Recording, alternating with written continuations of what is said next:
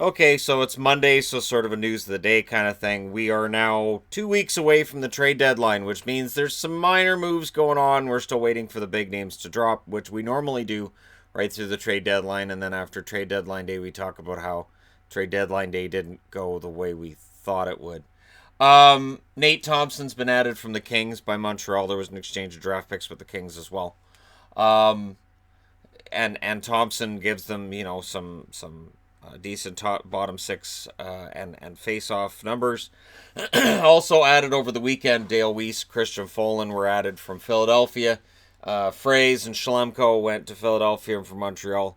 Minor depth moves being made by Montreal as Mark Bergevin tries to make his team maybe a little bit meaner headed towards the end of the season and the playoffs, because there really isn't a whole lot of doubt that Montreal's getting there. So it feels very similar to what Nashville's been doing with adding Cody McLeod and also the addition they had of Brian Boyle. So there's some similarity there. Now, in order to make room for everything that they've been doing, Kenny Agostino was put on waivers. He was claimed on waivers by the New Jersey Devils. Agostino's a serviceable bottom six guy, and I guess the Devils wanted another one of those. Can never have too many unless you're Montreal, then you waive them.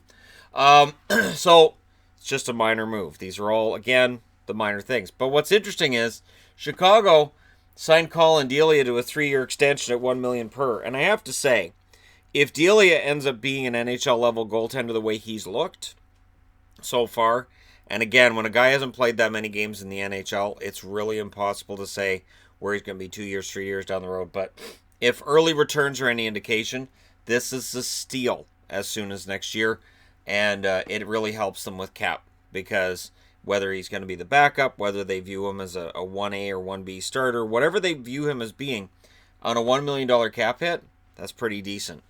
Colton Seaver's been thrown on the IR by the Florida Panthers. They've recalled Jamie McGinn. McGinn had 4 points in 4 games in the AHL. Of course, he cleared waivers a couple weeks ago to go down to the minors as he returned from injury. So the return of McGinn, we'll see how he fits in with the Florida Panthers lineup as they continue to attempt to not necessarily make any kind of a run, but salvage something from this season. Your 3 stars have been named for the week. Jordan Binnington of the St. Louis Blues, Patrice Bergeron of the Boston Bruins, and Dylan Strome of the Chicago Blackhawks are the 3 stars this week. Bergeron stars for 2 reasons. 1, he had an excellent week, and 2, he played his 1,000th game. And class act all around, and I think that's part of the reason he gets the 2nd star. But so for this week and for today's news, it's kind of a quiet, kind of a slow day. But these are just the startings. It's going to happen. We're going to have an active trade deadline. I'm already hearing people on TSN and Sportsnet being concerned that we're going to end up with a very quiet trade deadline. So we'll see, but we'll be in it together.